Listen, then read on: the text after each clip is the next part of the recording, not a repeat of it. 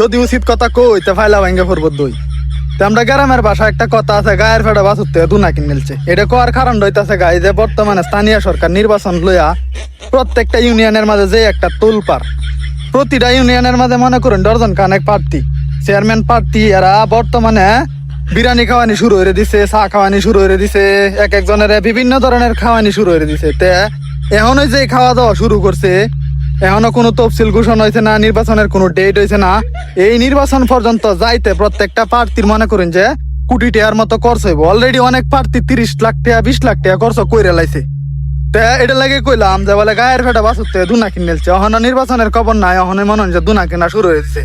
আর এই যে তোমরা বিরিয়ানি খাইতাছ, চা খাইতাছ, ফান খাইতাছ, এরা কি তোমার বাপের টেহা যে খাওয়াইতাছে?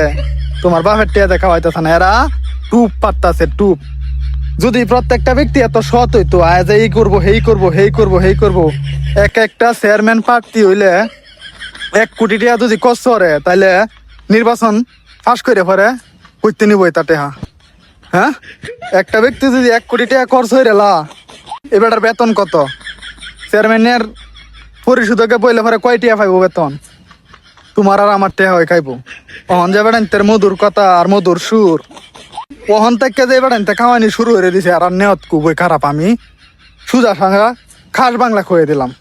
এদের বেড়াইতে অহনতেই মনে হয় যে লাখ লাখ টাকা খরচ করতেছে, এরা নেওয়াত বালান। আর যে তানে চুপ মারে বয়ে রয়েছে, নির্বাচন আইলে পরে এই লইরেছে রে ফাঁস করবো গড় গড় হইরে, এই তানে ঠিক আছে, উদ্দেশ্য কিছুটা সঠিক।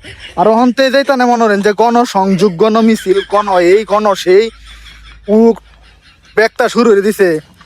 ইতানেতে পরে দে কিছুই পাইতেন না, ফল লাগে শূন্য শূন্য।